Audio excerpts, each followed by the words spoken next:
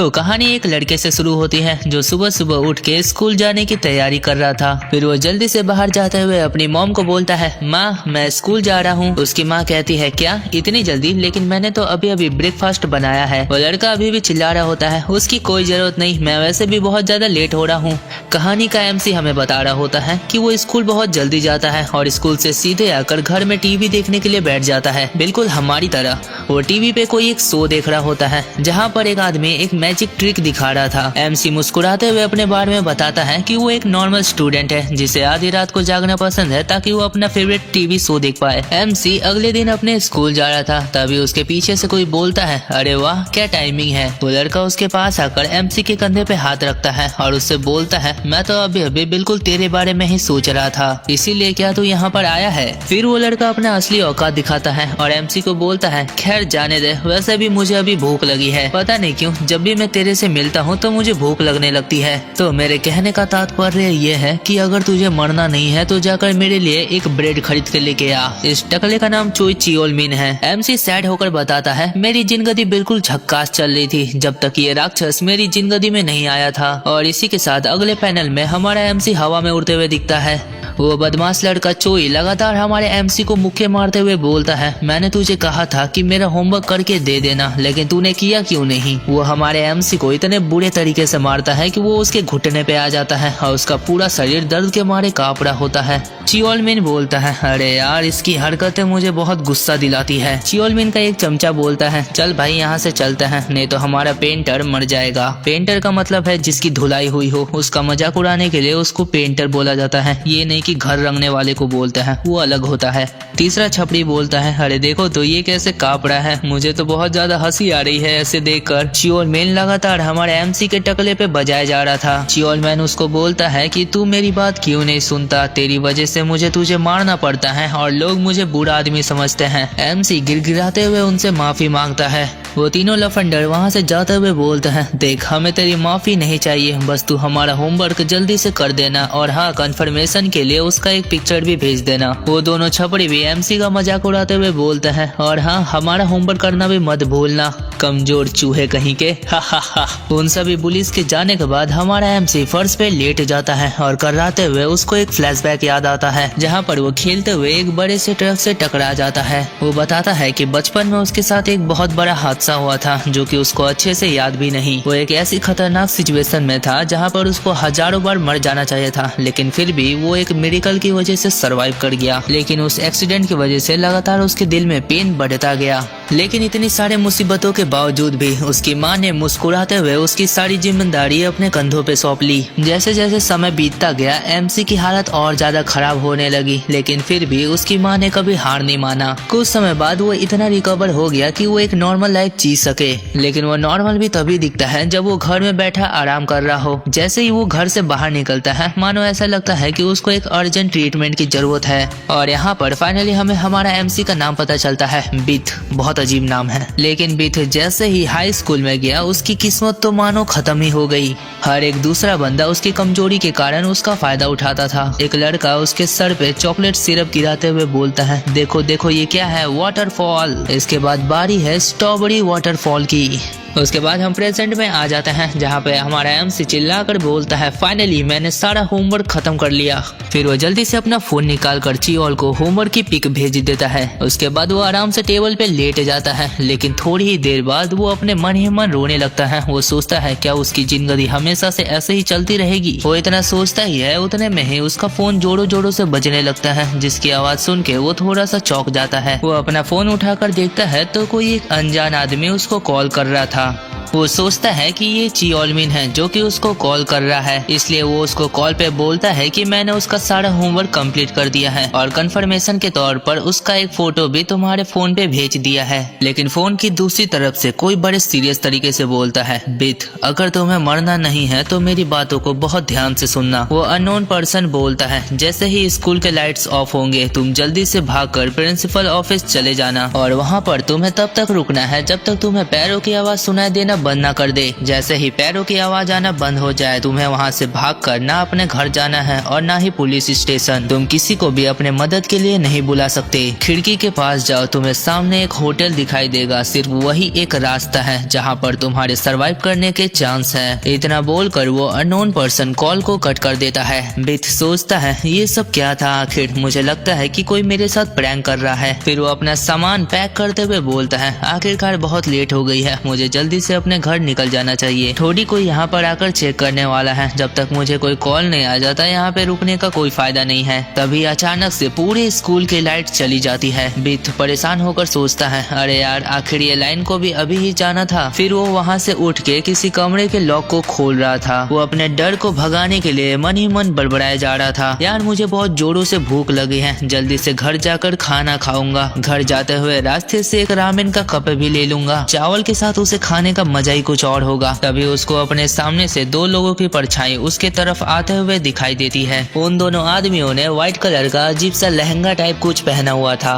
वो दोनों अजीब से आदमी हमारे बिथ के बिल्कुल साइड से होकर जाते हैं। बिथ वो लोगों को देखा तो है लेकिन वो दोनों का चेहरा उसको अंधेरे की वजह से साफ साफ दिखाई नहीं दे रहा था। बिथ वहाँ से जाते हुए सोचता है आखिर ये गैंगस्टर की शक्ल के आदमी थे कौन, क्या ये लोग यहीं पर स्कूल में काम करते हैं? बाहर के लोगों को आधी रात के समय स्कूल के अंदर आना अलाउ भी है क्या? मुझे सिक्योरिटी ऑफिसर को इसके बारे में बता देना चाहिए। फिर वो बिल्कुल चिल होके बोलता है खैर जाने दे, मुझे क्या फर्क पड़ता है, वो लोग जो भी हो। लेकिन तभी विथ को एक चीज रियलाइज होता है, वो दोनों बंदे जिस डायरेक्शन में जा रहे थे वहाँ पर सिर्फ विथ का ही क्लासरूम है। इस समय सिर्फ विथ ही अपने क्लासरूम में अकेला बैठा हुआ था, कहीं इसका मतलब ये तो नहीं। इतना सोचते ही वो जल्दी से भागते हुए उसी डायरेक्शन में जाता है जहाँ पर वो दोनों गए थे। लेकिन वो ये चीज देख के हैरान होता है कि वो दोनों बंदे उसके सामने ही खड़े थे और बड़े ही क्रीपी स्माइल के साथ उसको ही घूरे जा रहे थे। उसमें से एक बंदा विथ को बोलता है तुमसे मिलके खुशी हुई, तुम्हारा नाम शायद हा ऑन बिथ है, सही कहा ना? क्या तुम्हें पता है हम लोग ना जाने कितने समय से तुम्हें ही ढूंढ रहे थे। असल में किसी ने हमसे कहा था कि तुम्हारे पास वो चीज है जिसकी हमें कब से तलाश थी। हमने सोचा कि क्यों ना तुमसे ही सीधे कंफर्म कर ले ये बात। बिथ की ये सब देख के हालत खराब हो चुकी थी, लेकिन फिर भी वो बोलता है माफ करिएगा लेकिन मुझे नहीं पता आप लोग किस बारे में बात कर रहे हैं। मुझे नहीं लगता कि मेरे पास कोई ऐसी चीज है जिसकी तलाश किसी को हो। उसके इतना बोलते ही वो आदमी अपना पूरा का पूरा हाथ बिथ के अंदर डाल देता है और उसका सर पकड़ के बहुत अजीब स्माइल के साथ बोलता है देख मेरे से झूठ बोलने का कोई फायदा नहीं है, मुझे पूरा यकीन है कि वो तुम्हारे पास ही है। वो चीज पूरी दुनिया में सिर्फ एक ही है और वो तेरे पास है, इसलिए तू बिल्कुल टेंशन ना ले।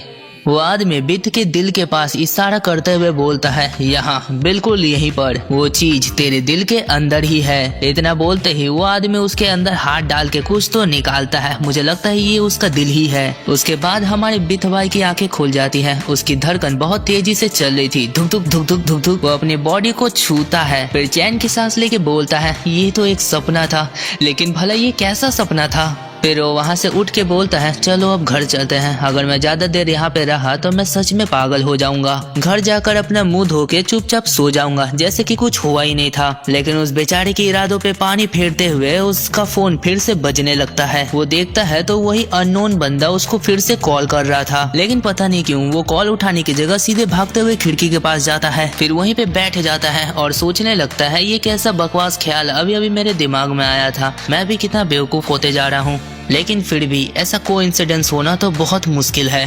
फिर वो उस बंदे का कॉल उठाकर हेलो बोलता है, लेकिन सामने वाला बंदा कुछ नहीं बोल रहा होता है। इसलिए बिथ बोलता है जब तुम किसी को कॉल करो तो कम से कम तुम्हें कुछ बोलना चाहिए, ये तो नॉर्मल सी मैनर्स होती है। ठीक है अगर तुम कुछ नहीं बोल रहे तो मैं कॉल को कट कर देता हूँ। लेकिन तभी सामने से वो बंदा बोलता है हाँ ऑन बिथ, क्या ये तुम हो? बिथ थोड़ा चौंकता तो है लेकिन वो उससे पूछता है हाँ मैं ही हाँ ऑन बिथ हूँ, लेकिन तुम कौन हो? वो बंदा बोलता है तुम जहाँ भी हो जल्दी से वहाँ से भाग जाओ, वो लोग तुम्हारा पीछा करते हुए वहाँ पर आ चुके हैं। बिथ घबराते हुए बोलता है ये सब तुम क्या बोल रहे हो, मुझे कुछ भी समझ नहीं आ रहा। सामने वाला बंदा बोलता है मेरी बात ध्यान से सुनना, जैसे ही तुम स्कूल से बाहर निकल जाओगे तो तुम इस जगह पे आ जाना। लेकिन उसने जिस जगह का नाम बताया था वो नेटवर्क इशू के वजह से उसको सुनाई नहीं दिया, इसलिए बिथ घबरा के बोल रहा होता है हेलो हेलो तुमने क्या बोला, मुझे कुछ सुनाई नहीं दिया, क्या तुम फिर से उसको रिपीट कर सकते हो? लेकिन वो बंदा फोन को कट कर देता है। बिथ गुस्सा करते हुए बोलता है आखिर ये लोग कौन है यार, तब से मेरा दिमाग खाए जा रहे हैं, मैं चुपचाप अब अपने घर जा रहा हूँ। वो अपना बैग उठाता है, वैसे ही लाइन चली जाती है। जैसे ही लाइन जाती है, बिथ बिना कुछ सोचे समझे वहाँ पे पागलों की तरह भागने लगता है। वो अपने मन में बिल्कुल एक ही बात सोचे जा रहा था, ये बिल्कुल पहले जैसा हो रहा है जो कि उसके सपने में हुआ था। लेकिन भागते भागते उसको सीढ़ियाँ दिखाई नहीं देती और वहाँ से डायरेक्ट नीचे गिर जाता है। वो अपने आप को जैसे तैसे संभालता है, लेकिन उसका दिल बहुत तेजी से धड़कने लगता है। लेकिन तभी बिथ को किसी की पैरों की आवाज आती है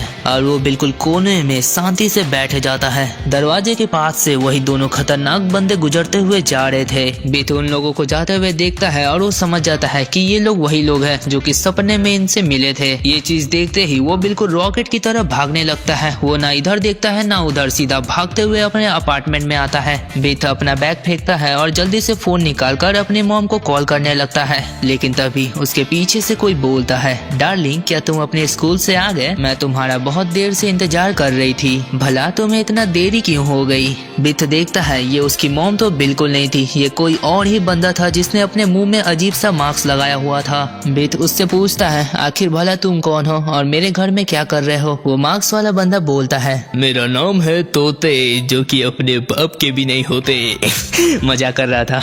वो बंदा बोलता है, मेरा नाम है पैरोट, मैं एक एसेसियन हूँ, सेवियर ऑफ द लाइट का। मेरे ख्याल से इतना इंट्रोडक्शन मेरे बारे में काफी होगा। मैं यहाँ पर इसलिए आया हूँ क्योंकि मुझे पता चला है तुम्हारे पास वो चीज है जो कि हम लोग बहुत दिनों से ढूंढ रहे हैं। अगर तुम हमारे साथ कोऑपरेट करो तो मैं उसे वापस लेना चाहूंगा। बिथ डरते हुए बोलता है, चीज? भला कौन सी चीज? मुझे नहीं पता तुम किस बारे में बातें कर रहे हो। वो मार्क्स वाला बंदा हंसते हुए बोलता है, हा हा हा, अरे तुम जानते हो वही चीज जो तुम्हारे दिल के अंदर चिल्ला रही है। मैं बात कर रहा हूँ उस गन की। पैरोट बोलता है, अब तुम बताओ डार्लिंग, अब तुम क्या करोगे? क्या तुम खुद से उस चीज को मेरे हवाले कर दोगे या फिर मैं जबरदस्ती उस चीज को छीन लूं? जैसा तुम चाहोगे मैं बिल्कुल वैसा ही करूंगा। मैं तुम्हारे डिसीजन को फॉलो करूंगा। बिथ बोलता है, एक सेकंड, लेकिन गन? मुझे नहीं पता तुम किस गन के बारे में बातें कर रहे हो। क्या तुम रियल बंदूक की बातें कर रहे हो जिससे गोलियां निकलती है? वैसे भी एक हाई स्कूल के बच्चे को गन रखना अलाउड नहीं है। और हाँ, सारे दरवाजे तो लॉक थी। भला तुम अंदर कैसे आ गए? तुम्हें पता है ना ये एक प्राइवेट प्रॉपर्टी है। देखो तुम्हारे लिए अच्छा रहेगा कि तुम यहाँ से चले जाओ। अगर तुम यहाँ से चुपचाप चले जाते हो तो मैं ऐसा प्रिटेंड करूंगा कि तुम यहाँ पे कभी आ ही नहीं थे। लेकिन अगर तुम ऐसा नहीं करते तो मैं पुलिस को फोन कर दूंगा। उसके इतना बोलते ही पैरेट बहुत तेजी से उसके करीब आकर एक अजीब सा अटैक करता है जो कि बिथ को लगा भी नहीं था, फिर भी उसके मुंह से खून निकल जाता है। वो बिथ का चेहरा पकड़ता है और उसको बोलता है, क्या तुम्हें सच में लगता है तेरी इस छोटी मोटी धमकी से मैं डर जाऊंगा? इतना बोल के वो उसको उठा के फेंक देता है। वो बिथ को इतनी बुरी तरह से मारता है, लेकिन फिर भी ये पैरोट भाई सीरियस ही नहीं है। वो बिथ से पूछता है, चलो ये बताओ डार्लिंग, तुम्हारा फेवरेट कलर क्या है? क्या तुम्हारी कोई हॉबी है? और तुम्हें किस टाइप की लड़कियां पसंद है? क्या तुम्हारे पास कोई गर्लफ्रेंड है? मतलब तुम समझ रहे हो, वो बिथ भाई को फिजिकली और मेंटली दोनों तरफ से टॉर्चर कर रहा है। फिर पैरोट अपना मूड चेंज करके वापस से उसके ऊपर अटैक करके बोलता है, जल्दी से उस गन को बाहर निकाल। लेकिन बिथ उसको बीच में ही रोक देता है। वो कांपते हुए उससे माफी मांगता है और बोलता है कि मुझे नहीं पता तुम किस बारे में बात कर रहे हो और मेरे पास ऐसी कोई चीज नहीं है, प्लीज मुझे जिंदा रहना है। पैरोट उसको बोलता है, क्या तुम्हें सच में कुछ नहीं पता? बिथ भी कहराते हुए बोलता है, हाँ मुझे कुछ नहीं पता। पैरोट उसकी तरफ देख के बोलता है, अच्छा हाँ मैं समझ गया, ऐसी बात है। फिर वो बिल्कुल पागलों की तरह हंसने लगता है। जब वो ऐसा करता है तो उसके आसपास का ऑरा ही चेंज हो जाता है। पैरेट बिल्कुल एक्साइटेड होके बोलता है, ओ माय गॉड, क्या सच में तुम्हें इस सब चीज के बारे में कुछ नहीं पता? पैरोट बोलता है, लेकिन भला ये कैसे पॉसिबल है? इसका मतलब कि वो लोग इस बंदूक की देखरेख कर रहे हैं, उसे पूरी तरह सील करके। मुझे समझ नहीं आ रहा उन्होंने तुम्हें इसके बारे में कुछ भी क्यों नहीं बताया। फिर पैरेट बिल्कुल अजीब तरह से बोलता है, अगर उन लोगों ने उस मेथड का यूज किया है तो डार्लिंग के दिल में बहुत जोरों से दर्द होने वाला है। मतलब कि ये भाई बिथ के दिल में खोद खोद के उस गन को निकालेंगे। वाह। फिर पैरोट वहाँ पे टहलते हुए बिथ को बोलता है, बिथ तुम्हें दिल की बीमारी है और तुम्हें सांस लेने में भी दिक्कत होती है ना? लेकिन जरा तुम इसके बारे में सोचो। लेकिन डार्लिंग जरा सोचो, तुमने ऐसी क्या गलती कर दी जिसकी वजह से तुम्हें ये भुगतना पड़ रहा है? ये सब इसलिए क्योंकि बचपन में तुम्हारा कार एक्सीडेंट हुआ था? नहीं, गलत। तुम ऐसा सोच भी कैसे सकते हो कि उसके जैसे एक छोटा एक्सीडेंट कारण हो सकता है तुम्हारे दिल के लगातार पेन का? रीजन बिल्कुल सिंपल है, ये सब तुम्हारे साथ हो रहा है क्योंकि डार्लिंग के दिल में एक गन है। वो चीज जो तुम्हारे दिल के अंदर है वो बहुत ज्यादा ही पावरफुल है। वो गन धीरे धीरे तुम्हारे दिल के अंदर अपनी ताकत बढ़ा रहा है। एक डेड स्टार, एक अमेजिंग गन जो कि एक एब्सर्ड केजिंग में लपेटा हुआ है, जैसे कि तुम। बिथ बोलता है, क्या एक डेड स्टार। पैरोट पीछे मुड़ के कहता है, मैं चेक करना चाहता था कि इस गन में कैसी पागलपंती वाली पावर्स भरी पड़ी है, लेकिन ये पूरी तरह से तुम्हारे दिल में लपेटा हुआ है। फिर पैरेट पीछे मुड़ के बोलता है, खैर अब मेरे पास दूसरा कोई रास्ता नहीं है, मुझे उस गन को तुम्हारे दिल के अंदर से निकालना ही पड़ेगा। इतना बोलते ही वो एक लोहे का टेबल बिथ के ऊपर फेंक देता है। बिथ को पूरा समझ आ गया था कि अब यहीं पे उसका खेल खत्म होता है। उस जगह पे पूरा खून ही खून टपकने लगता है। असल में वो खून बिथ का नहीं बल्कि उसकी मॉम का होता है। वो खुद बीच में आकर बिथ को बचा लेती है। उसकी मॉम मुस्कुराते हुए बोलती है, बिथ क्या तुम ठीक हो? बिथ बिल्कुल हैरान होकर बोलता है, मॉम ये आपने ऐसा क्यों किया? आप बीच में क्यों आ गई? उसकी मॉम बिल्कुल हल्के आवाज में बोलती है, बिथ जल्दी से यहाँ से भाग जाओ। बिथ भी रोते हुए बोलता है, नहीं मैं भला आपको ऐसे छोड़ के कैसे जा सकता हूँ? आप चिंता मत करिए, मैं जल्दी से आपको हॉस्पिटल लेके जाऊंगा चाहे कुछ भी हो जाए। पैरोट स्टाइल मारते हुए बोलता है, अच्छा तो तू ही है इस स्टोरेज बॉक्स का हवलदार। देखो तो जरा क्या टाइमिंग है, सब कुछ कितना परफेक्ट चल रहा है। चलो फिर अब जनता को ज्यादा बोर नहीं करते हैं, मैं जो यहाँ पे करने आया था वो करना स्टार्ट करते हैं। तभी बीत उसको हाथ दिखाते हुए बोलता है, प्लीज जरा 1 सेकंड वेट करो, तुम्हें जो चीज चाहिए मैं वो चीज तुम्हें दे दूंगा, लेकिन उस चीज के बदले में तुम मेरी मॉम को हॉस्पिटल लेके चलो प्लीज, मैं रिक्वेस्ट करता हूँ। लेकिन जब बीत पैरोट से बात कर रहा था तो उसकी मॉम कोई तो अजीब सी चीज बीत के पॉकेट में डाल देती है। ये करते ही उसके बाद वो सीधा एक सुमो रेसलर की तरह झपट्टा मारती है पैरोट के ऊपर। वो अपनी पूरी ताकत से पैरोट को एक जोरदार चोक स्लैम देती है। फिर वो बीत की तरफ मुड़ के बोलती है, जल्दी यहाँ से भाग जाओ। बीत बोलता है, नहीं मैं अकेले नहीं भाग सकता, आपको भी मेरे साथ चलना पड़ेगा। उसकी मॉम बोलती है, मुझे कोई फर्क नहीं पड़ता अगर यहाँ पे मैं मर भी जाऊँ, लेकिन तुम्हें कुछ नहीं होना चाहिए। मैंने बचपन से लेके तुम्हें आज तक प्रोटेक्ट किया है, क्या तुम मेरी सारी मेहनत ऐसे ही बर्बाद होने दोगे? तभी पैरोट उसके पेट में एक मैजिकल अटैक करता है, जिससे उसके पीठ में जितनी भी चाकुएं लगे थे वो सभी उड़ जाती है। पैरोट बोलता है, क्या तुम्हें सच में लगता है ये सब करके तुम रिजल्ट को चेंज कर सकती हो? तभी वो पैरोट को जोर से पकड़ लेती है और उनका पूरा बॉडी गोल्डन लाइट के साथ चमकने लगता है। पैरोट अपने मन में सोचता है, आखिर ये कैसा मैजिक है? वो बिथ से बोल रही होती है, मुझे माफ करना कि मैंने तुम्हें आज तक इस सब के बारे में कुछ नहीं बताया, लेकिन तुम्हें जल्द ही ये सब के बारे में पता चल जाएगा। बस तुम एक बात याद रखना कि मैं हमेशा तुमसे प्यार करती थी। उनके इतना बोलते ही वहाँ पे एक बहुत बड़ा धमाका हो जाता है, जिससे पूरी बिल्डिंग में आग लग जाती है। लेकिन उतने खतरनाक धमाके के बावजूद भी पैरोट को कुछ नहीं हुआ होता। वो अभी भी मजे में बोल रहा था, अरे देखो तो एक माँ का उसके बच्चे के प्रति कितना अच्छा प्यार था। लेकिन वो देखता है कि बीत वहाँ पर नहीं है, वो भाग गया था। इसलिए वो बोलता है, ये तो बड़ी बुरी बात है, डार्लिंग ने मुझे धोखा दिया। हम देखते हैं बीत रोड पे भाग रहा होता है। वो बस अपने मन में एक ही बात बोल रहा था कि ये सब बस एक सपना हो, मुझे कुछ नहीं पता ये सब क्या चल रहा है, ये सब सच नहीं होता। क्या एक गन सच में मेरे दिल के अंदर है? मुझे जल्दी से पुलिस स्टेशन में जाके ये सब के बारे में बताना पड़ेगा। लेकिन तभी बीत को एक बात याद आता है कि उस अननोन बंदे ने फोन पे क्या कहा था, ना तुम भाग के अपने घर जाना और ना ही पुलिस स्टेशन। फिर बिथ बीच में ही रुक जाता है। उसके दिमाग में वो सारी बातें याद आ रही थी, जहाँ पर वो अननोन पर्सन बोल रहा था कि खिड़की के पास जाओ, तुम्हें वहाँ पर एक होटल दिखाई देगा, सिर्फ वही एक रास्ता है तुम्हारे सरवाइव करने का। लेकिन इतने में ही वहाँ पे भागता भागता उसके पीछे पैरोट भी आ गया था। वो आते ही बिथ को बोलता है, डार्लिंग तुम वहाँ से भागे क्यों? फाइनली मैंने तुम्हें ढूंढ लिया।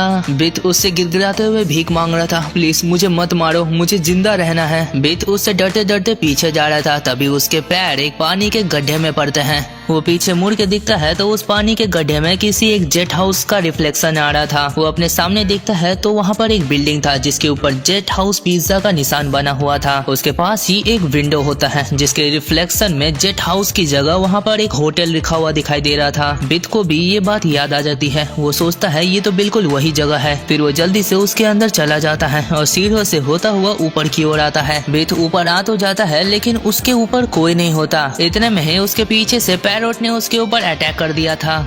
वो एक नाइफ निकालकर बीथ के पास दौड़ते हुए बोलता है, तुम ऐसे भागते हुए बहुत ज्यादा सुंदर लगते हो। बीथ जमीन में लेटा हुआ बोलता है, प्लीज कोई तो मेरी मदद करो। उसके इतना बोलते ही उसके सामने वाले दीवार को तोड़ते हुए एक बहुत बड़ा हल्क जितना बड़ा आदमी जिसके पीठ के ऊपर एक लड़की बैठी हुई थी, वो दोनों एंट्री मारते हैं। एक लड़की पैरोट की तरफ गन पॉइंट करते हुए बोलती है, डक ऑफ यू ठड़की कहीं के।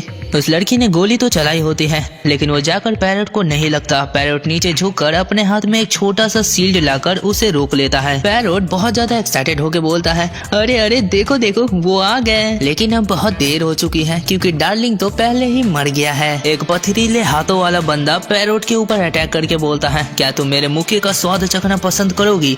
और यही वो समय था जहाँ पे मुझे पता चला पैरोट लड़का नहीं असल में एक लड़की है। वो क्यूट से लड़की लॉलीपॉप चूसते चूसते बिथ के पास जाती है और उसे पूछती है, हाँ ऑन बिथ क्या तुम ठीक हो? वो देखती है कि बिथ के बॉडी में एक बहुत बड़ा छेद हो गया था। वो हल्क जैसा आदमी उस लड़की को बोलता है, जिनसो यूल जल्दी चलो हमें यहाँ से निकलना पड़ेगा। जिनसो यूल बोलती है, नहीं हम यहाँ पे ऐसे नहीं जा सकते, हमें सबसे पहले हाँ ऑन बिथ को हील करना पड़ेगा। फिर वो आदमी बोलता है, ठीक है तो जल्दी से उसको हील करो, नहीं तो ये पागल जोकर मेरे खूबसूरती के पीछे पड़ जाएगा। तभी वो जोकर यानी कि पैरोट उसके पीछे से अटैक करता है जिससे वो आदमी बच जाता है। पैरोट गुस्से में उसकी तरफ देखते हुए बोलता है, भला तुमने एक जोकर किसे कहा? फिर पैरोट सीधे आकर उस आदमी से भिड़ जाता है। फिर पैरोट उस आदमी के मुंह में एक जोरदार लात मारता है जिससे वो बहुत ज्यादा दूर जाके गिरता है। पैरोट धुएं के अंदर से चलते हुए बोलता है, तुम सभी के शरीर के टुकड़े मेरे पैरों के नीचे पड़े हुए कितने खूबसूरत लगेंगे। पैरोट अपने साइड में देख रहा है तो वहाँ पर जिनसो यूल हाँ ऑन बिथ का ट्रीटमेंट कर रही थी। पैरोट जेलस होते हुए बोलती है, ये गलत बात है, तुम मेरे डार्लिंग के साथ फ्लर्ट नहीं कर सकते। इतने में ही वो आदमी उड़ कर आता है और पैरोट के ऊपर एक जोरदार मुक्का मारता है। उस मुक्के का प्रेशर इतना ज्यादा था कि पैरों के नीचे का पत्थर भी टूट गया था। वो आदमी बोलता है, तुम्हें क्या लगा था, तुमने जो इतना खतरनाक लात मारा उसके बाद मैं तुम्हें ऐसे ही जाने दूंगा? अब तुम मुझे बस ये मत बोल देना कि तुम्हें डर लग रहा है। फिर वो दोनों एक दूसरे से भिड़ जाते हैं। पैरोट उसे लड़ते हुए बोल रही होती है, हाँ तुमने सही कहा, मुझे डर लग रहा है, बहुत ज्यादा डर, लेकिन तुम मुझे और ज्यादा नहीं डरा सकते। जिनसो यूल बिथ को उठाते हुए बोलती है, जल्दी होश में आओ, हमें यहाँ से निकलना पड़ेगा। बिथ उससे पूछता है, लेकिन तुम लोग कौन हो? वो लड़की बताती है, मेरा नाम जिनसो यूल है, ब्लैक शैडो ग्रुप ने मुझे एक मिशन दिया है तुम्हें रेस्क्यू करने का। बिथ कहता है, जिनसो यूल कौन? वो बताती है, क्या तुम्हें मैं याद नहीं, मैंने तुम्हें कॉल कर यहाँ पर बुलाया था। बिथ उससे पूछता है, क्या तुम लोग भी यहाँ पर आए हो उस गन को पाने के लिए? जिनसो यूल बोलती है, नहीं तुम गलत सोच रहे हो, हम लोग उस जोकर जैसे नहीं हैं, हम यहाँ पर आए हैं तुम्हें प्रोटेक्ट करने के लिए। मैंने तुम्हारा इलाज कर दिया है क्योंकि हम ज्यादा लेट नहीं हुए थे, लेकिन तुम अभी भी बहुत ज्यादा सीरियस कंडीशन में हो। उस जोकर की अटैक की वजह से वो लिमिटर जो तुम्हारे दिल के अंदर था वो टूट गया है, इसलिए अब तक तुम गन के इफेक्ट से अफेक्टेड नहीं हुए हो। तुम इसे एक तरह की प्रोटेक्शन समझ सकते हो जो तुम्हें एक नॉर्मल लाइफ जीने देता है, लेकिन बाकी सब चीजों से उस जोकर ने सिर्फ उसे ही तोड़ दिया। तो अब ध्यान से सुनो, अगर तुम नहीं चाहते कि वो गन तुम्हारे दिमाग के अंदर टेक ओवर कर ले तो तुम्हें अपने आप को स्ट्रॉन्ग बनाना पड़ेगा, तुम्हें ये सब करना पड़ेगा अगर तुम जीना चाहते हो, चाहे कुछ भी हो जाए। फिर जिनसो यूल बिथ को उठाते हुए उसको समझाती है, ध्यान से सुनो, तुम्हें कोई भी नेगेटिव थॉट्स को अपने दिमाग में आने नहीं देना है, क्योंकि जितनी ज्यादा तुम नेगेटिव थॉट्स को अपने दिमाग में आने दोगे उतनी ही तेजी से इरोक्शन की स्पीड बढ़ेगी। तो अब कम से कम तुम्हें अपने दिमाग में अच्छे यादों को भरना पड़ेगा। बिथ होश में आओ, क्या तुम समझ पा रहे हो मैं क्या कह रही हूँ? बिथ बिल्कुल मरी हुई आवाज से बोलता है, हाँ मैं समझ सकता हूँ। जिनसो यूल समझ आते हैं कि बिथ की हालत बहुत ज्यादा खराब हो गई है, इसलिए वो चिल्ला के बोलती है, हे डक ओपा। तो उस हल्के जैसे बंदे का नाम डक है। भाई कैसा नाम है, किसी का नाम डक बत्तख और किसी का नाम पैरोट तोता, व्हाट द हेल। डक जिनसो यूल की तरफ देख के बोलता है, ठीक है मैं समझ गया। उसके बाद वो एक बहुत बड़ा खतरनाक अटैक उस बिल्डिंग के ऊपर कर देता है। उस अटैक की वजह से वो पूरा बिल्डिंग का फ्लोर टूट जाता है और वहाँ पर एक गड्ढा बन जाता है। पैरोट भी बिना देरी किए उस गड्ढे के अंदर घुस जाता है। पैरोट सोच रही होती है, क्या वो लोग में से थोड़ा डिस्टेंस बना के लड़ना चाहते हैं या फिर उनका भागने का प्लान है। पैरोट उस गड्ढे के नीचे आ जाती है, फिर बहुत ज्यादा हैरानी के साथ अगल बगल देखने लगती है। वो ये चीज देख के हैरान होती है क्योंकि वहाँ पर कोई नहीं होता। वो गड्ढे के ऊपर देख के सोचती है, भला वो लोग नीचे नहीं आए तो गए कहाँ। फिर हम देखते हैं उन्होंने ऐसा कैसे किया। सबसे पहले डक ने उस पूरे जगह को तहस नहस किया, जिससे उस पूरे जगह पे धूल ही धूल हो गए। फिर जिनसो यूल ने अपनी स्किल का यूज करके वहाँ पे टेलीपोर्ट किया या फिर क्या किया हमें दिखाया नहीं जाता। डक बोलता है, ये अच्छा है, अब वो हमारा पीछा नहीं कर रही है। डक बिथ को उठाता हुआ बोलता है, चलो अब हमें सीधे हाफ वे पॉइंट के पास जाकर जो हियोन से मिलना है। हम लोग सीधे वहाँ पर पहुँचकर अपने सारे सुराग मिटा देंगे ताकि वो लोग हमारा पीछा न कर पाए। जिनसो यूल बोलती है, नहीं हमारे पास उसके लिए टाइम नहीं है, जरा उस लड़की को ध्यान से देखो, वो थोड़ा भी दूर जाके सर्वाइव नहीं कर पाएगा और हाफ वे पॉइंट तो दूर की बात है, क्या तुम ये कह रहे हो कि तुम्हें इस लड़की की हालत दिखाई नहीं दे रही? डक चिल्लाते हुए बोलता है, लेकिन तुम जानते हो अगर हम पीछा करने वालों से छुटकारा नहीं पा पाए तो हम लोग पूरी बंच और उसके फ्लाइज को अपने पास अट्रैक्ट कर लेंगे। कहीं और जाने से अच्छा है कि हम लोग सीधे हाफवे पॉइंट पर जाएं, ये ज्यादा सेफ है। फिर जिन सोयूल बिथ को उठाकर बोलती है, हमारा मिशन है कि हम इस लड़के को बचाए और सही सलामत वापस लेकर आए। साथ में मरना ज्यादा बेटर है उसको सेफ रूट में ले जाते हुए उस लड़की के मरने से। अगर तुम्हारे पास इस बच्चे को बचाने का कोई प्लान नहीं है तो रोना बंद करो और तैयार हो जाओ भागने के लिए, क्योंकि हम लोग सीधा एस्केप पॉइंट की तरफ जा रहे हैं। उसके बाद सीन आता है डायरेक्ट पास्ट में, जब बिथ एक छोटा बच्चा था। उस दिन शायद बिथ का जन्मदिन था। उसकी मॉम उसको एक बुलेट जैसा दिखने वाला टाइप का कोई पेंडेंट देती है। छोटा बिथ पूछता है, क्या ये कोई रॉकेट है? उसकी माँ बोलती है, नहीं नहीं ये कोई रॉकेट नहीं है। उसकी माँ उस पेंडेंट को खोलती है जिसके अंदर एक छोटा सा पिक्चर होता है। छोटा बिथ बोलता है, ये तो वही पिक्चर है जब हम लोग घूमने के लिए बाहर गए थे। उसकी माँ बोलती है, हाँ तुमने बिल्कुल सही कहा, इसमें तुम अपने मनपसंद पिक्चर रख सकते हो। उसकी माँ बोलती है, इस पेंडेंट के बदले तुम्हें मुझसे एक वादा करना पड़ेगा। बिथ बोलता है, कौन सा वादा? वो बताती है कि ये कोई एक आम सा नेकलेस नहीं है, इसीलिए सबसे पहले तुम्हें मुझसे प्रॉमिस करना पड़ेगा। वो वादा ये है कि जब मैं तुम्हें ये पेंडेंट गिफ्ट के तौर पर दूंगी तो तुम इस पेंडेंट को कभी भी अपने गले में नहीं पहनोगे। और इतने में ही ये फ्लैशबैक खत्म हो जाता है।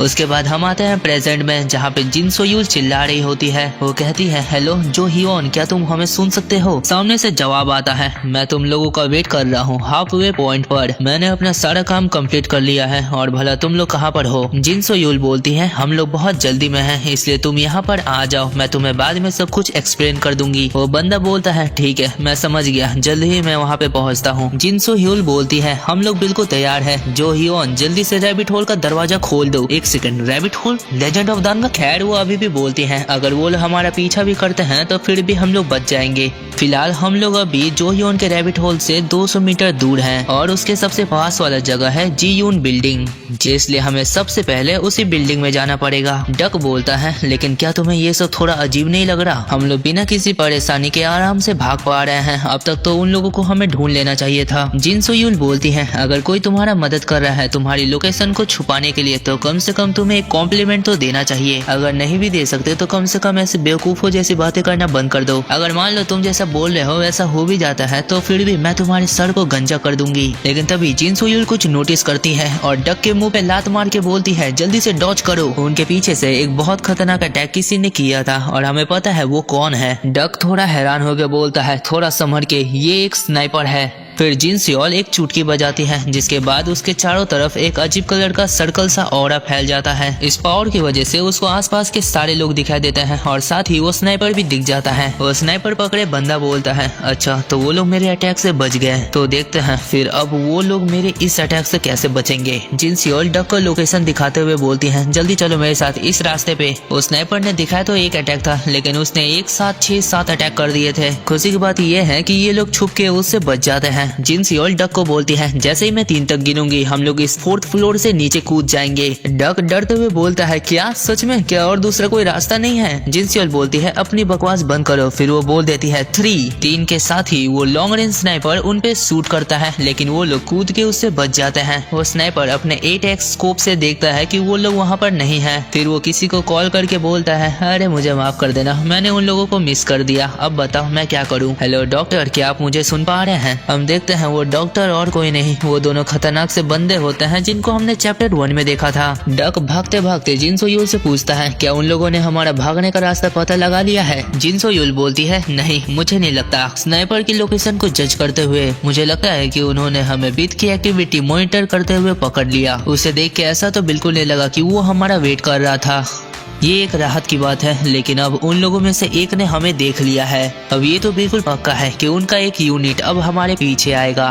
भागते ही भागते ये लोग बातें कर रहे थे। जिन सोयूल बोलती है, शुक्र करो कि कम से कम हम लोग इतने दूर तक आ पाए, क्योंकि हम लोग आराम से हाईवे के आधे से ज्यादा रूट तक आ चुके हैं। अब बारी है हमें बाकी के हिस्से कवर करने की। तभी वो नोटिस करती है कि बिथ बहुत तेजी से कांप रहा था। वो बोल रही होती है, हे बिथ, क्या तुम हमें सुन सकते हो? अपने आप को थोड़ी देर के लिए संभाल के रखो। डक बोलता है आखिर इसे हुआ क्या है, ये इतनी तेजी से कांप क्यों रहा है। तभी जिन सोयुल कुछ ऐसा देख लेती है जिसे वो बहुत ज्यादा चौंक जाती है। बिथ का पूरा शरीर जोरों से कांप रहा था और उसकी आंखें बिल्कुल लाल हो गई थी और उसकी आंखों से ब्लैक कलर का कुछ तो लिक्विड टाइप नीचे गिर रहा था। वो घबरा कर बोलती है कि गन ने बिथ के दिमाग के ऊपर हावी होना स्टार्ट कर दिया है। अगर ये ऐसे ही चलता रहा तो फिर हम देखते हैं कि बिथ के आसपास से बिल्कुल एक पर्पल कलर का ऑरा बाहर निकल रहा होता है। बिथ की आंखें एक क्लासरूम के अंदर खुलती हैं। हम उसके गले में वो लॉकेट लटका हुआ देख सकते हैं। उसके दूसरी तरफ डक पूछ रहा होता है तुम्हारा क्या मतलब है कि गन इसके दिमाग के ऊपर काबू कर रहा है, अगर ऐसा हो भी गया तो फिर क्या होगा। वो बोलती है इसके बारे में तो मुझे भी कुछ ज्यादा नहीं पता, लेकिन हमारे लीडर ने कहा था, उन्होंने कहा था इस गन का दूसरा नाम डेड स्टार है, ये अपने होस्ट के ऊपर ही काबू कर लेती है। हम देखते हैं उनके लीडर का एक परछाई जो बता रहा होता है वो गन पूरी तरह से सील है, इसलिए वो कोई दिक्कत की बात नहीं है। लेकिन मान लो वो लिमिटर जो कि उसे सील किए रखता है वो किसी वजह से टूट जाए, फिर ये एक अलग ही कहानी बन जाती है। उस समय होस्ट के माइंड को डेड स्टार से निकलने वाली ऑरा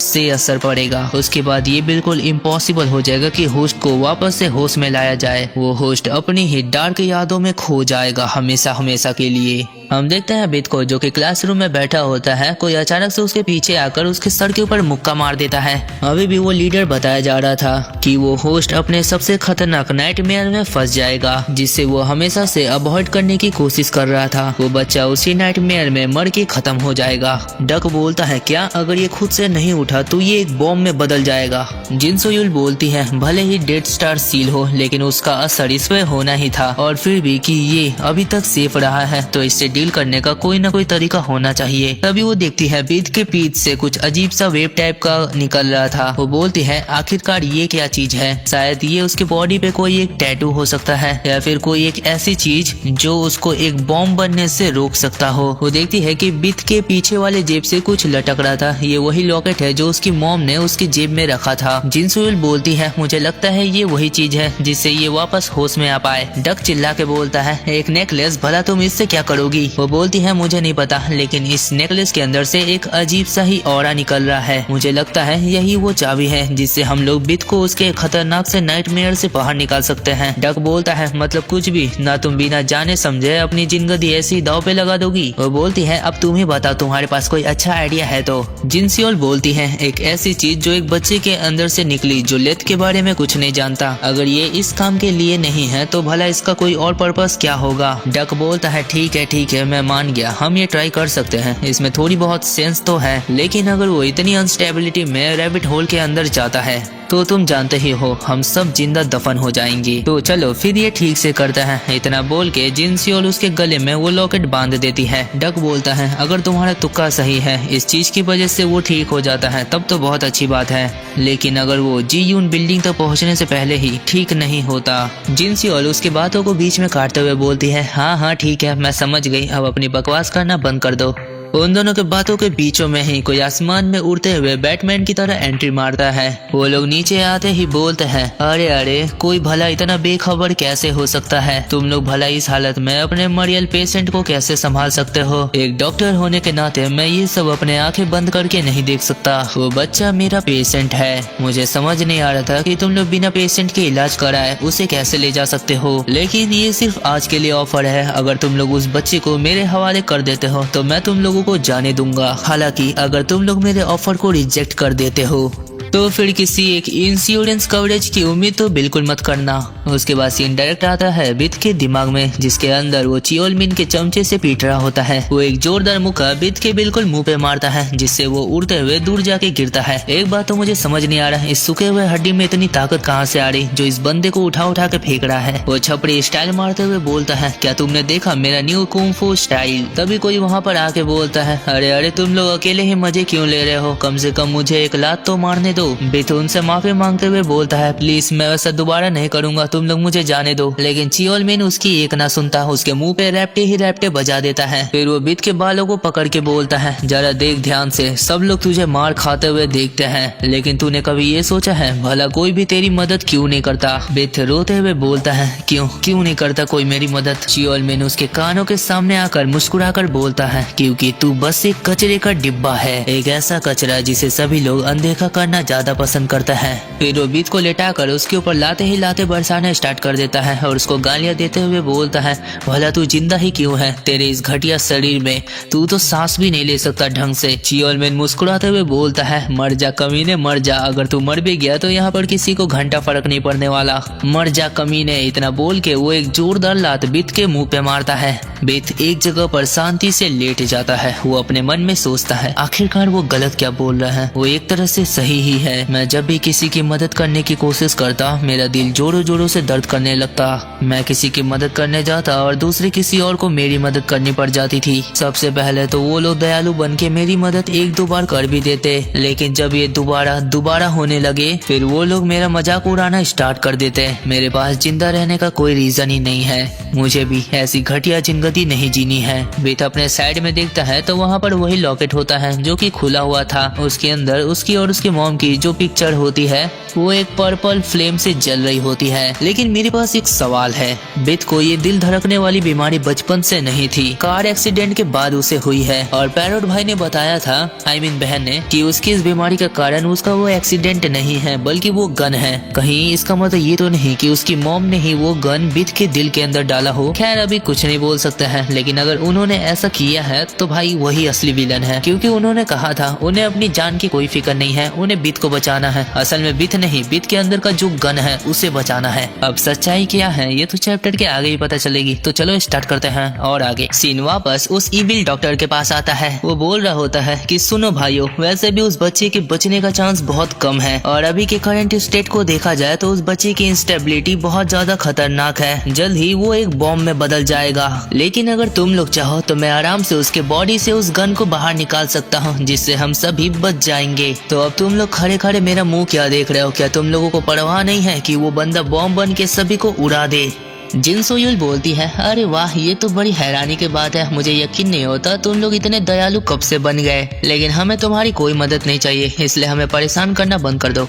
जिन सोयुल अपने हाथ में एक ग्रेनेड पकड़ी थी जिसको वो अपने मैजिक से गायब कर देती है। वही इनविजिबल ग्रेनेड को उन लोगों की तरफ फेंकते हुए बोलती है, टक ऑफ। वो ग्रेनेड सीधा उड़ते हुए डॉक्टर के मुंह के पास आ जाता है और बूम, एक बड़ा सा धमाका। लेकिन डॉक्टर को कुछ हुआ नहीं होता, वो मस्त स्माइल करते हुए हंस रहा था, क्योंकि उस बॉम्ब के डैमेज को उसके साथी ने अपने ऊपर ले लिया था। डॉक्टर बोलता है, लेट्स गो स्कल, चलो उनके पीछे चलता है। जिन सोयुल बोलती है, जल्दी चलो, हम लोग उस बिल्डिंग के बहुत करीब आ चुके हैं। फिर वो कॉल पे अपने साथी को बोलती है, जल्दी से हमारे पास आओ, हमारे पास ज्यादा समय नहीं बचा है, रैबिट होल का यूज करना पड़ेगा। लेकिन तभी उन दोनों के ऊपर स्कल अटैक कर देता है। उस अटैक का जवाब जिन सोयुल अपने गन से देने वाली होती है, लेकिन तभी उसके पीछे वो हरामी डॉक्टर आ जाता है और अपने एक ही अटैक में उन दोनों को साथ में लपेट देता है। डक कॉल पे बोल रहा होता है, हे जो हियोन, तुम कहाँ पर हो, क्या तुमने सही लोकेशन दिया है?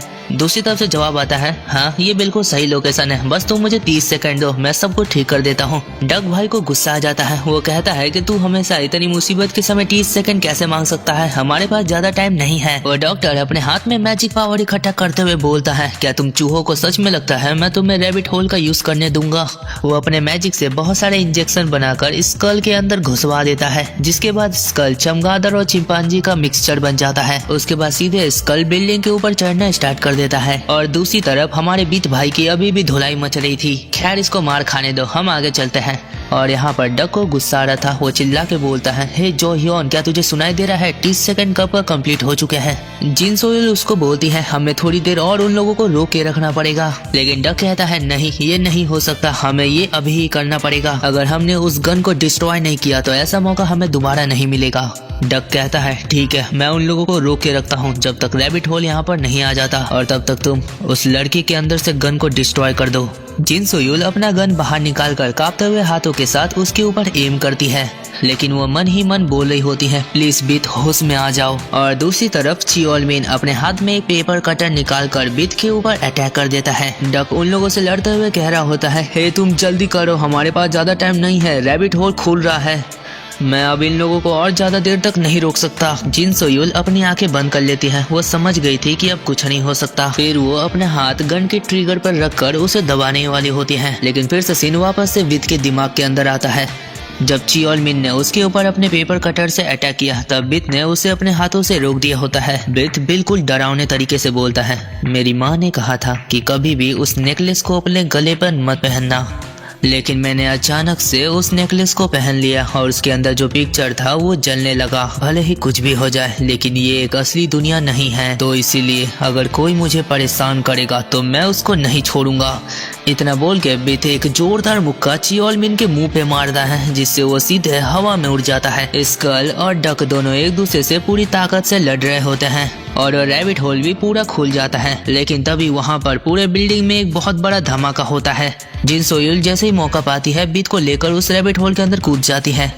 उसके बाद बीत की आंखें अचानक से खुल जाती हैं और वो खुद को एक अजीब सी जगह पे पाता है, लेकिन ये हॉस्पिटल तो बिल्कुल नहीं लग रहा होता।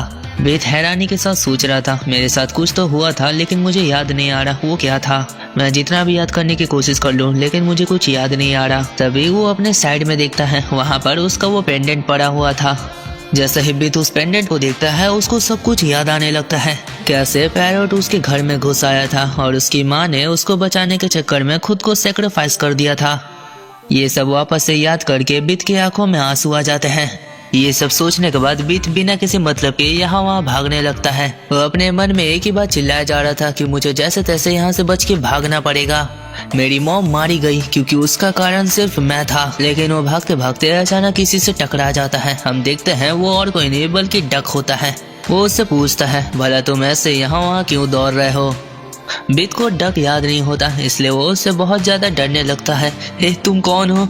मॉन्स्टर, प्लीज कोई मुझे बचाओ। डक बेचारा सोच रहा होता है, मॉन्स्टर? Cone monster? यहाँ पे तो कोई नहीं है। बीत वहाँ से भागते हुए दूसरी तरफ जाता है, लेकिन वहाँ पर कोई उसको रोक के बोलता है, जल्दी बता लड़के, किसने मेरा खाना खाया है। बीत डरते हुए बोलता है, नहीं नहीं, तुम्हें कोई गलतफहमी हुई है, मैंने कोई खाना नहीं खाया। तभी उनके पीछे से कोई बोलता है, अरे वाह, तो तुम लोग खुद से ही एक दूसरे को इंट्रोड्यूस कर रहे हो, ये तो अच्छी बात है। वैसे भी मैं यहाँ पर आकर तुम्हें जगाने वाला था। वहाँ पर एक सूट बूट वाला लड़का जिन सोयुल के साथ चलते हुए आकर बोलता है, तुमसे मिलके खुशी हुई। मेरा नाम है बेक्योंग और मैं लीडर हूँ ब्लैक शैडो ग्रुप का। बीत को अभी भी समझ नहीं आ रहा था आखिर ये लोग भला है कौन, और उसके पीछे वो दोनों लफंडर एक दूसरे से कुत्तों की तरह लड़ रहे होते हैं। किसने खाया मेरा खाना? हरामखोर, तूने ही खाया होगा, रुक तेरी भैंस की थान। बीत को लगता है कि वो बंदा उसको नुकसान पहुंचाने वाला है, इसलिए वो उससे डरते हुए बोलता है, देखो मुझे नहीं पता तुम लोग कौन हो, मैं बस एक हाई स्कूल का स्टूडेंट हूँ। फिलहाल मैं अभी बहुत जल्दी में हूँ, इसलिए मुझे यहाँ से जाने दो। लेकिन बेक्योंग बीत के हाथों में ब्लैक कलर का क्यूब देख के बोलता है, इसकी मदद से तुम उस गन से बात करने की कोशिश करो। बीत शौक होकर सोचता है, क्या बात? किससे बात? बेक्योंग बोलता है, हाँ गन से बात। ये कुछ इतना भी ज्यादा हार्ड नहीं है, बस ऐसे इमेजिन करो कि वो ब्लैक क्यूब एक गन में बदल रहा है, फिर तुम उसको कस के पकड़ लेना। लेकिन बीत भाई अभी भी बोले जा रहा होता है, देखो मैं बस एक हाई स्कूल का स्टूडेंट हूँ और मुझे गन रखना अलाउ नहीं है। तभी बेक्योंग अपने साथी को इशारे करते हुए बोलता है, हे ब्लू, क्या तुम इसको संभाल सकते हो? ब्लू उसकी तरफ बिल्कुल गुस्से से देखते हुए बोलता है, अबे ओए बच्चे, जल्दी से गन को बाहर निकाल। उसका ऑरा महसूस करके बेचारे बीत के पसीने छूट जाता है। वो समझ जाता है कि उसके लगने वाले हैं। ब्लू बोलता है, देख बच्चे, मैं 3 तक गिनने वाला हूँ, अगर तूने उससे पहले गन को बाहर नहीं निकाला तो मैं तुझे बीच से ही काट दूंगा। बीत कांपते हुए बोलता है, अरे तुम लोगों को अचानक से क्या हो गया? तुम लोग ऐसा व्यवहार क्यों कर रहे हो? चलो इसके बारे में बात करते हैं। ब्लू काउंट करता है 1। उसका 1 सुनते ही बीत बेचारा रोने लगता है। वो रोते रोते बोलता है, प्लीज तुम लोग रुक जाओ, मैंने गन सिर्फ गेम्स में देखे हैं, मेरे पास रियल लाइफ में कोई भी गन नहीं है। फिर ब्लू अपना स्वॉर्ड निकालते हुए काउंट करता है 2। बीत की इतने में ही हालत खराब हो जाती है। वो रोते हुए बोलता है, ठीक है मैं कोशिश करता हूँ, प्लीज मुझे डराना बंद कर दो। फिर बीत वहाँ पर बैठकर उस क्यूब को अपने हाथ में पकड़कर बोलने लगता है, हे क्यूब, प्लीज एक गन में बदल जाओ, प्लीज एक गन में बदल जाओ। लेकिन ब्लू को ये सबसे कोई फर्क नहीं पड़ता। वो पोजीशन लेते हुए बोलता है 3। लेकिन तभी बीत के हाथ में जो क्यूब था वो एक्टिवेट हो जाता है और उसके अंदर से पर्पल कलर का ऑरा बाहर निकलने लगता है। उसी के साथ वो क्यूब एक गन में बदल जाता है और साथ में एक बड़ा सा धमाका। वो धमाका इतना बड़ा था कि वो जो वेयर हाउस था उसको चीरते हुए आसमान में चला जाता है। बीत अभी भी हैरान था, ये सब क्या है? क्या ये सच में एक असली का गन है? बेक्योंग मुस्कुराते हुए बोलता है, ओ ये तो सच में कमाल का था, इतनी खतरनाक डिस्ट्रक्टिव पावर। लेकिन मुझे इस बात की खुशी है कि तुम्हारा हाथ सही सलामत है, क्योंकि मुझे लगा तुम्हारा हाथ टूट जाएगा, लेकिन मैंने जितना सोचा था ये उससे भी काफी ज्यादा बुरा है। अगर हम इसे और लंबा खींचते तो हमारे लिए एक बड़ी समस्या खड़ी हो जाती। लेकिन तभी बिथ डरते हुए उस गन को बेक्यूंग की तरफ पॉइंट कर देता है। जिन सोयूल चिल्लाते हुए बोलती है, हाँ ऑन बिथ, ये तुम क्या कर रहे हो, जल्दी से उस गन को नीचे करो। लेकिन बिथ रोते हुए बोलता है, देखिए मुझे ये सब के बारे में कुछ नहीं पता कि ये गन कहाँ से बाहर आ गया। तुम सब मेरे साथ ऐसा क्यों कर रहे हो, मैं बस एक नॉर्मल सा स्टूडेंट हूँ। तुम लोग सोच रहे होगे भाई ये इतना क्यों रोना धोना कर रहा है, लेकिन भाई ये उसके लिए बिल्कुल अनजान है। ये गन, ये अजीब से लोग, ये सब उसके लिए बिल्कुल नया है। डक उसको समझाते हुए बोलता है, देखो बच्चे शांत हो जाओ, ब्लू का ऐसा कोई इरादा नहीं था कि वो तुम्हें चोट पहुंचाए। मैं मानता हूँ उसका तरीका थोड़ा बुरा था, लेकिन वो बंदा अच्छा है। लेकिन बिथ उसकी एक ना सुनता और रोते हुए चिल्ला के बोलता है, क्या तुम सभी को लगता है मैं एक गधा हूँ? उस लड़के ने मेरे ऊपर तलवार तान रखी थी, अगर वो गन बाहर नहीं आता तो हो सकता है वो मुझे उस तलवार से काट देता। लेकिन बेक्यूंग बिल्कुल ठंडे एक्सप्रेशन के साथ बोलता है, हाँ ऑन बिथ, तुम मर रहे हो। बिथ बोलता है, क्या तुम्हारा मतलब क्या है मैं मर रहा हूँ? बेक्यूंग बताता है, जो डेड स्टार तुमने पकड़ रखा है वो एक परास्टिक वेपन है जो अपने ही होस्ट की एनर्जी को चूज कर उसे अपना बना लेता है। लेकिन अगर होस्ट स्ट्रांग है तो ये उसके लिए फायदेमंद वेपन है। जब ये मान ले कि होस्ट उसे कंट्रोल नहीं कर सकता तो वो वेपन तुरंत होस्ट के माइंड को अपने कंट्रोल में ले लेगा और उसके बॉडी को अपना बना लेगा। तेरे उस नेकलेस की वजह से हम कैरिसिस से बाहर आए, लेकिन क्या इसका सिर्फ एक ही काम है? अगर तुम 15 दिनों में डेड स्टार को कंट्रोल करना नहीं सीखते तो डेड स्टार तुम्हारे बॉडी पे अपना कंट्रोल कर लेगा और तुम एक बहुत बुरी मौत मरोगे। लेकिन बिथ को उसकी बातों पे यकीन नहीं होता। वो रोते हुए बोलता है, तुम लोग झूठ बोल रहे हो, मैं भला बुरी मौत क्यों मरूंगा, मैंने कुछ किया भी नहीं है। बेक्यूंग करीब आकर उसके गन को पकड़ता है।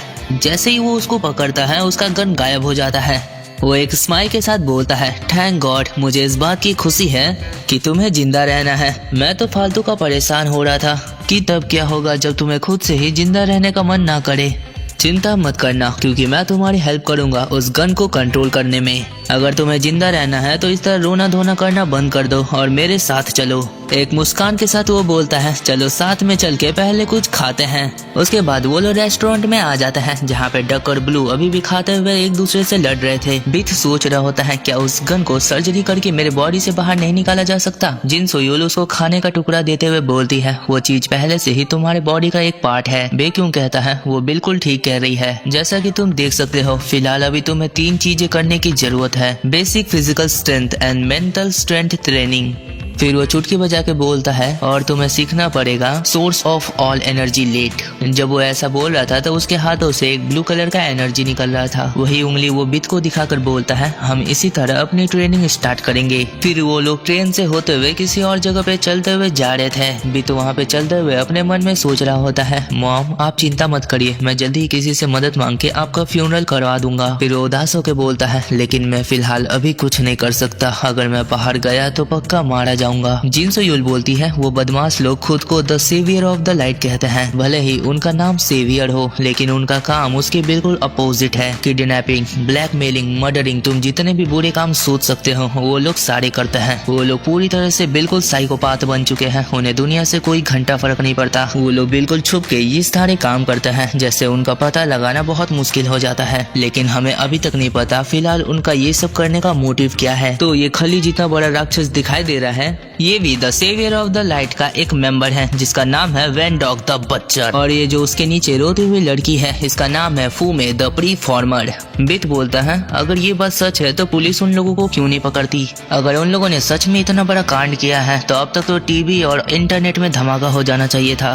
ब्लू कहता है, अब सिर्फ एक ही रास्ता बचा है। The light of the saviour एक सुपर पावर ग्रुप है जो कि लेट यूजर से बना है। बिथ कहता है, क्या लेट यूजर, आखिर वो क्या है? ब्लू कहता है, हर वो जिंदा चीज जो हमारे आसपास घूमता है इस दुनिया में, उन सभी के पास अपना एक अलग अलग ऑरा होता है जिन्हें हम कहते हैं लेट, जो इस खतरनाक एनर्जी को हैंडल कर सकते हैं। हम लोग उन्हें कहते हैं लेट यूजर। जैसे कि लेट का नाम है, वो एक गॉडेस का है, द ओविलियन। बहुत सारे लोग इस लेट का प्रेजेंस ही फील नहीं कर पाते। अगर मान लो तुम किसी तरह से इसको फील भी कर पाते हो, लेकिन इसे हैंडल करना नामुमकिन है जब तक तुम्हें कोई स्पेशल ट्रेनिंग ना दिया जाए। लेकिन अगर तू इस पावर को हैंडल कर लेता करता है तो तू एक एवरेज इंसान से बहुत ज्यादा पावरफुल बन जाएगा। यहाँ तक कि ये भी पॉसिबल है जो तू मूवीज और कार्टून में सुपर पावर्स देखता है वो भी तू यूज कर सके। असली प्रॉब्लम ये है कि सेवियर ऑफ द लाइट एक ऐसा ग्रुप है जो कि मॉन्स्टर्स ने बनाया है और वो सभी एक मोस्ट पावरफुल लेट यूजर्स हैं। वो लोग अपने एबिलिटीज का बिल्कुल गलत इस्तेमाल कर रहे हैं। ट्रैकर्स जो एक्सीडेंट के सीन पे छोड़ते हैं वो उनके साथ ही इरेज हो जाता है। यहाँ तक कि उसके ऊपर विटनेसेस की मेमोरीज भी इरेज की जा सकती है। न केवल आम लोग जो सेवियर ऑफ लाइट की एग्जिस्टेंस को पहचानने में मुश्किल होती है, यहाँ तक कि सरकार जो इन सब के बारे में जानती है वो भी आज तक उनका कुछ नहीं बिगाड़ पाई। बेक्यूंग कहता है तुम लोग अब बातें करना बंद भी कर दो, चलो अब कमरे के अंदर चलते हैं। बिथ कहता है लेकिन भला हम लोग यहाँ पर क्यों आए हैं? तुमने तो कहा था हम लोग अपने सीक्रेट बेस पे जा रहे हैं। तभी बिथ के आसपास ब्लू कलर का ऑरा फैलने लगता है और वो कमरा गायब होकर एक बड़ा सा मेट्रो स्टेशन बन जाता है। बेक्यूंग कहता है तुम्हारा स्वागत है लड़के हमारे हेडक्वार्टर्स प्लेटफॉर्म में। बिथ अभी भी अपने चारों तरफ हैरानी के साथ देख रहा होता है। उसको अभी भी समझ नहीं आया होता है कि वो एक कमरा एक प्लेटफॉर्म में कैसे बदल गया। डक उसके कंधे पे हाथ रख के बोलता है बच्चे इतना हैरान होने की कोई जरूरत नहीं है, तुम्हें ये चीज हर दिन एक्सपीरियंस करने को मिलेगी इसलिए खुश हो जा। जिन सोयूल बेक्यूंग से हाई फाई करते हुए बोलती है तुम पहले जाओ और इसके साथ थोड़ा नरमी से पेश आना। बेक्यूंग भी कहता है अरे ठीक है मैं तुम लोगों से बाद में मिलता हूँ। बेक्यूंग बिथ से पूछता है मुझे कहीं पर जाना है, क्या तुम थोड़ी देर के लिए मेरे साथ चलोगे? बिथ भी उस पर राजी हो जाता है। फिर वो उससे बिथ की तबीयत के बारे में पूछता है, क्या वो अब ठीक है, क्या उसे पहले से बेटर महसूस हो रहा है? बिथ कहता है हाँ पहले से तो मैं ठीक हूँ, लेकिन उसके चेहरे पे उदासी दिख रही थी। बेक्यूंग अंदर जाते हुए बोलता है अब मैं सोच रहा हूँ कि तुझे मैं क्या बुलाऊं। खैर अब जब तू शैडो क्रॉप्स का एक मेंबर है तो कंफर्टेबल हो जा, ओके? बिथ भी कहता है ओ या ओके सर। देख बच्चे शुरुआत में थोड़ी ऑकवर्डनेस हो सकती है लेकिन अगर तू चाहेगा तो सब ठीक हो जाएगा। अरे हाँ मुझे तेरे से एक और क्वेश्चन पूछना था, क्या तुझे रेड क्वींस लॉ के बारे में कुछ पता है? बिथ कहता है रेड क्वींस लॉ वो क्या होता है? बेक्यूंग बताता है वो कंट्री जहाँ पे रेड क्वीन रहती है वहाँ सब कुछ उल्टा चलता है। अगर तुम एक जगह पे रुक गए तो पीछे रह जाओगे। वहीं रहने के लिए तुम्हें लगातार दौड़ना पड़ता है। आगे बढ़ने के अलावा तुम्हारे पास दूसरा कोई चॉइस नहीं रहता। अपनी पूरी ताकत लगाकर तुम्हें बस दौड़ना पड़ेगा। तो the law of red queen एक फेरी टेल से लिया गया है। ये एग्जैक्टली वही है जो तुम अभी कर रहे हो। जब लिमिटर रिलीज होता है तब गन अपने स्ट्रेंथ को सेव करके तुम्हें खाने की कोशिश करने लगता है, लेकिन अगर तुम गन को कंट्रोल करने के लिए काफी ज्यादा स्ट्रॉन्ग हो तो तुम आराम से सरवाइव कर जाओगे। लेकिन ये एक असली प्रॉब्लम नहीं है। अगर तुम किसी तरह से सरवाइव भी कर जाते हो फिर भी गन तुम्हारे कंट्रोल से बाहर हो जाएगा। अगर तुम खुद को स्ट्रॉन्ग नहीं बनाते तो ये गन खुद को पावर अप कर लेगा और ये सब दोबारा से रिपीट होने लगेगा। ये सिचुएशन बिल्कुल मौत के साथ आती है और तुम्हें एक इनफाइनाइट लूप में भी फंसा सकती है। अगर ये ट्रेनिंग स्टार्ट हो जाती है तो ये इतना ज्यादा हार्ड हो जाएगा कि कोई भी इंसान इसे बर्दाश्त नहीं कर पाएगा। बिथ बताओ क्या तुम्हारे पास इस सफरिंग से सरवाइव करने का कोई रीजन है? मेरा एक ही मतलब है, क्या तुम्हारे पास कोई गोल है? बिथ बड़े ही सीरियस तरीके से पूछता है सर मेरा एक सवाल था, आखिरकार मेरी बॉडी यहाँ पर क्यों है? सबसे पहले आपको रीजन बताना पड़ेगा मेरे यहाँ आने का। बेक्यूंग वहाँ पर आराम से सीट के ऊपर बैठ जाता है और बिथ को कहता है कि मुझे पता है तुम इस बात को लेके कुछ ज्यादा ही क्यूरियस हो, लेकिन मैं तुम्हें अभी सिर्फ इतना ही बता सकता हूँ कि इसके बारे में मैं भी नहीं जानता। और हाँ एक बात और, तुम्हारी मॉम ने उस दिन कहा था कि हम तुम्हें प्रोटेक्ट करें। ये बात सुन के बिथ बहुत ज्यादा हैरान हो जाता है। बेक्यूंग बताता है कि उस दिन उन्होंने मुझे कॉल किया था, तुम्हारे और उस गन के बारे में मुझे सब कुछ बताया। उसी दिन वो मुझसे मदद मांग रही थी। मैं उनसे और भी बहुत कुछ पूछना चाहता था लेकिन कॉल कट हो गया। वो हमारी लास्ट कॉल थी। जब तक तुम्हारी माँ जिंदा नहीं है मुझे नहीं पता इनमें कौन कौन इन्वॉल्व है। अगर तुम्हें सचमुच पता लगाना है कि ये सब तुम्हारे साथ ही क्यों हो रहा है तब तुम्हें जिंदा रहना पड़ेगा और खुद ही इस बारे में पता लगाना होगा। अफसोस मैं बस तुम्हें इतना ही बता सकता हूँ। आई होप तुम्हें तुम्हारे क्वेश्चन का जवाब मिल गया होगा। बिथ अपने मुट्ठी को कसकर बांध के बोलता है अगर तुम जो बोल रहे हो वो सच है तो मैं कभी नहीं मर सकता। मुझे इस गन की वजह से हर दिन दर्द में जीना पड़ा, लेकिन मेरी माँ ने कभी मुझे हार मानने नहीं दिया, इसलिए मैं अब तक जिंदा रह पाया हूँ। मेरी माँ को गन के बारे में पता था लेकिन उन्होंने बिना मुझसे कुछ कहे उस बात को छिपा लिया। मुझे कुछ समझ नहीं आता। फिर जो उन्होंने मेरे बारे में बोला था कि ट्रैफिक एक्सीडेंट के कारण मेरा दिल दर्द करता है, उसकी वजह से मैं बचपन से ना जाने कौन सी दवा लेता आ रहा हूँ।